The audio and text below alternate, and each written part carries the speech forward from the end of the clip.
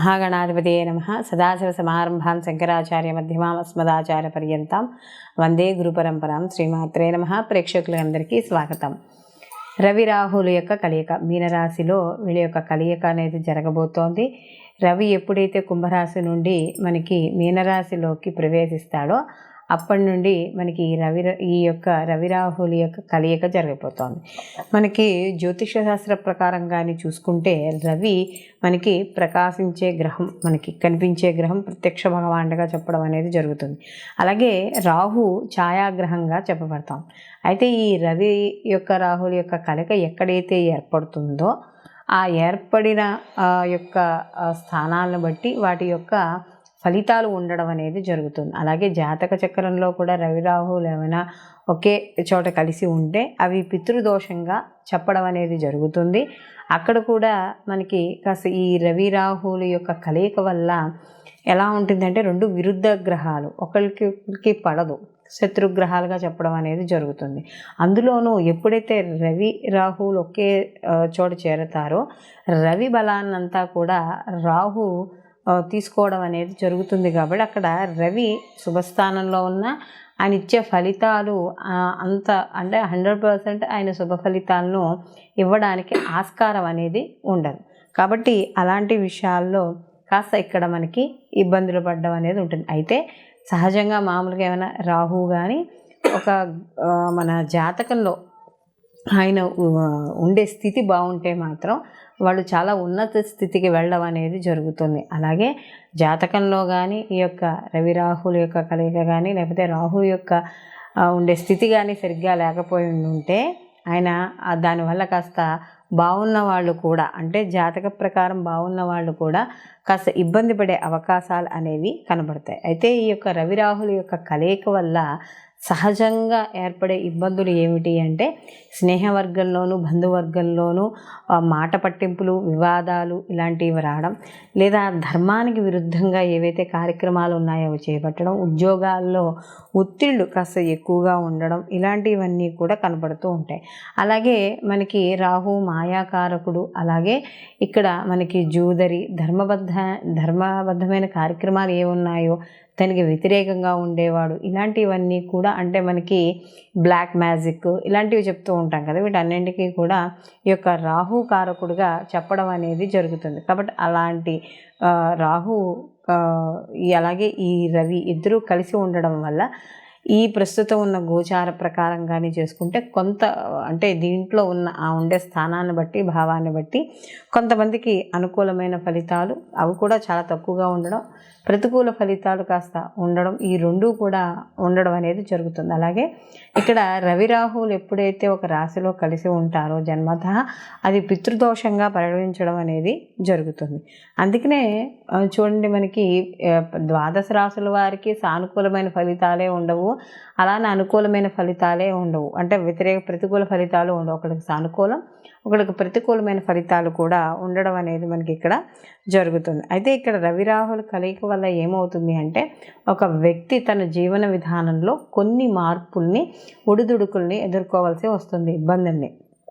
అవి కాస్త వృత్తిలో కావచ్చు, వ్యాపారంలో కావచ్చు, లేకపోతే మనకి ఏదైనా వాళ్ళు చేసే అండ్ ఆన్లైన్ బిజినెస్ ఏవైనా సరే వాళ్ళు బిజినెస్ రూపంలో కావచ్చు కొంత ఇబ్బంది పడడం, లేదా కుటుంబంలో ఇబ్బంది పడడం, ఇలాంటివన్నీ కూడా ఉంటాయి. కాబట్టి కాస్త సాధ్యమైనంత వరకు వివాదాలకి వాటికి దూరంగా ఉండడం అనేది ఎంతో ముఖ్యంగా చెప్పుకోవడం అనేది జరుగుతుంది. దీంతో పాటుగా ఈ రవి రాహులు ఉన్న స్థానాలను బట్టి కూడా కాస్త ఎలా అంటే భార్యాభర్తల విషయాల్లో కావచ్చు, ఇలాంటి విషయాల్లో కూడా ఇబ్బంది పడే సూచనలు, మనస్పర్ధలు, సంఘర్షణలు ఇలాంటివి కూడా ఇక్కడ మనకి ఏర్పడడం అనేది జరుగుతుంది.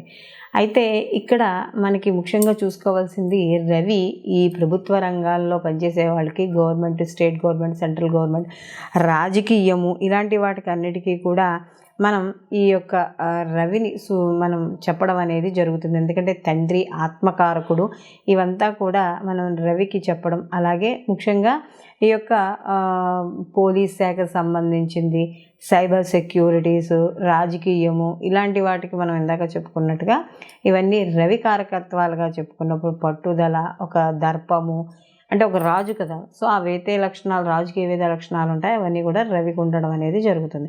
అలాగే రాహువు కూడా మనం చెప్పుకున్నట్టుగా భ్రమకారకుడు. అలాగే ప్రతిదీ కూడా మనని ఊహించుకునేటట్టు, ఊహాలోకాల్లో విహరింపజేసేటట్టు చేస్తాడు. అలాగే మనకి ఈ యొక్క విదేశీయానము అంటే దూర ప్రాంతాలకు ప్రయాణాలు ఇలాంటివన్నీ కూడా రాహు సూచించడం అనేది జరుగుతుంది. కాబట్టి ఇక్కడ మొత్తం మీద ఈ రవి రాహుల యొక్క కలయిక వల్ల ద్వాదశ రాశుల వారికి కూడా మనకి ఎటువంటి ఫలితాలు ఉంటాయి, ఏమిటి అలా అనే విషయాన్ని మనం ఇప్పుడు తెలుసుకుందాం. వృశ్చిక రాశి. వృశ్చిక రాశిలోకి విశాఖ 4వ పాదము, అలాగే అనురాధ 1, 2, 3, 4 పాదాలు, జ్యేష్ఠ 1, 2, 3, 4 పాదాలు వృశ్చిక రాశిలోకి వస్తాయి. రాష్ట్రాధిపతి వచ్చి కుజుడు. ఈ యొక్క వృశ్చిక రాశికి కానీ చూసుకుంటే పంచమ స్థానంలో ఈ యొక్క రవి రాహుల యొక్క కలయిక అనేది జరుగుతోంది. అలాగే వీళ్ళకి పంచమ స్థానంలో రవి రాహుల యొక్క కలయిక అన్నప్పుడు వీళ్ళకి ముఖ్యంగా ఏం జరుగుతుందంటే దశమ స్థానాధిపతి అంటే రాజ్యాధిపతి వెళ్ళి రాహువుతో కలిసి ఉన్నాడు. ఎప్పుడైతే రాజ్యాధిపతి వెళ్ళి రాహుతో కలిసి ఉన్నాడో వృత్తి ఉద్యోగ పరంగా అలాగే సంతాన పరంగా వాటి పరంగా కూడా కాస్త ఇబ్బంది పడే అవకాశం అనేది కనపడుతోంది. ముఖ్యంగా ఇక్కడ ఎవరైతే ఈ యొక్క రాహు మనం చూసుకున్నప్పుడు సంతానం అంతా కూడా క్రియేటివిటీ, ఇవన్నీ తెలివితేటలు మనకి, అలాగే ఈ యొక్క మంత్రానుష్ఠానం ఇవన్నీ స్థానంగా చెప్పడం అనేది జరుగుతుంది. అలాంటి స్థానంలో రవి రాహుల యొక్క కలయిక వల్ల ఎవరైతే కొత్తగా ఏదైనా మంత్రాలు పొందామనుకున్నా, లేకపోతే ఏదైనా కొత్తగా ఏదైనా ఒక అంటే చాటింగ్ అంటే ఒక పారాయణ కావచ్చు, ఒక జపం కావచ్చు, ఏదైనా చేయాలనుకున్న వాళ్ళకి కాస్త అనుకూలంగా ఉంటుంది. అయితే ఇక్కడ సంతాన విషయాల్లో జాగ్రత్త వహించడం, అలాగే ఎవరైతే స్త్రీలలో గర్భిణీ స్త్రీలు ఉన్నారో వాళ్ళు పంచమ స్థానంలో రవి రాహుల యొక్క కలయిక అనేది జరుగుతోంది. కాబట్టి తప్పనిసరిగా ఈ యొక్క వృశ్చిక రాశి వాళ్ళు ఈ సమయంలో అంటే మార్చి 14వ తేదీ నుండి మనకి ఏప్రిల్ 13వ తారీఖు వరకు ఏదైతే ఈ యొక్క రవి యొక్క సంచారం ఉందో రాహుతో కలిసి ఈ సమయంలో తప్పకుండా గర్భిణీ స్త్రీలు జాగ్రత్త వహించడం అనేది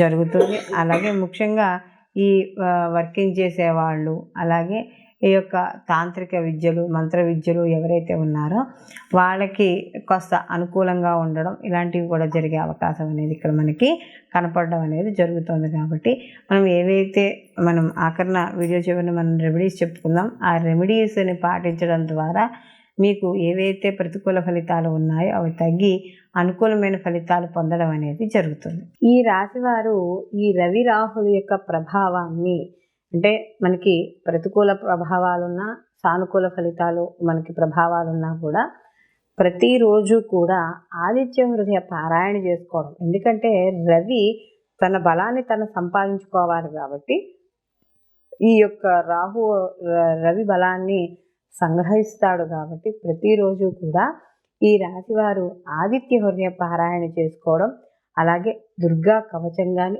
దుర్గా పారాయణ కానీ, ఎందుకంటే రాహు యొక్క తీవ్రతను ఏదైతే ఉన్నాయో ఆ తీవ్రతను కూడా తట్టుకోవాలి.